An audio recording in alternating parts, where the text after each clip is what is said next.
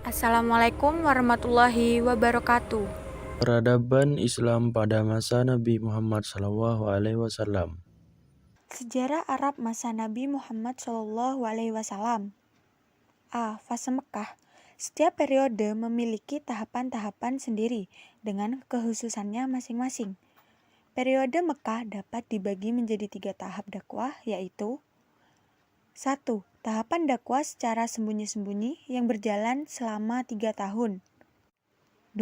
Tahapan dakwah secara terang-terangan di tengah penduduk Mekah yang dimulai sejak tahun keempat dari nubuah hingga akhir tahun ke-10.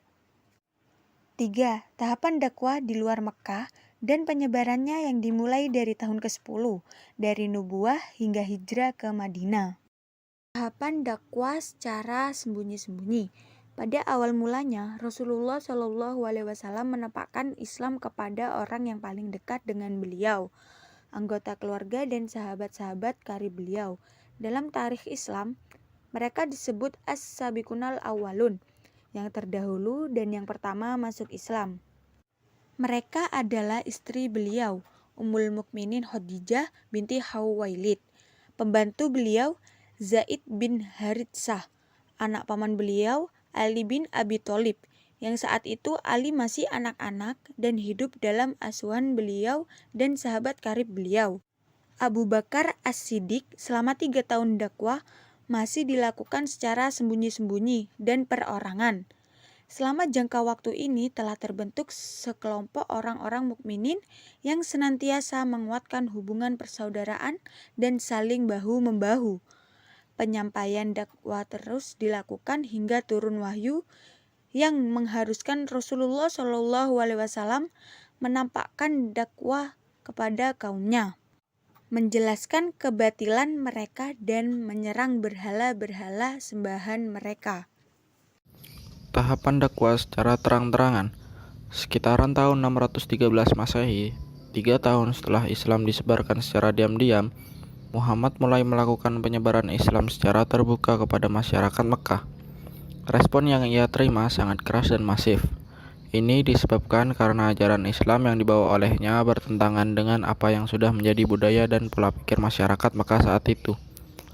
Pemimpin Mekah Abu Jahal menyatakan bahwa Muhammad adalah orang gila yang akan merusak tatanan orang Mekah.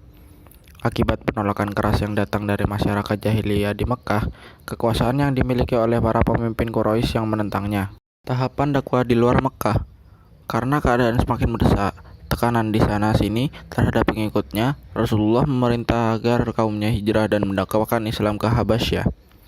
Pada bulan Rajab tahun kelima dari nubuah, sekelompok sahabat hijrah yang pertama kali ke Habasyah, terdiri dari 12 orang laki-laki dan 4 orang wanita yang dipimpin oleh Utsman bin Affan. Fase Madinah.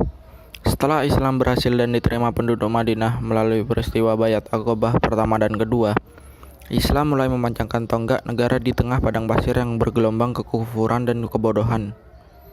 Ini merupakan hasil paling besar yang diperoleh dari Islam semenjak dakwah dimulai. Setelah beliau dan rombongan memasuki Madinah, beliau disambut penduduk Madinah dengan gembira, terutama kalangan Ansor.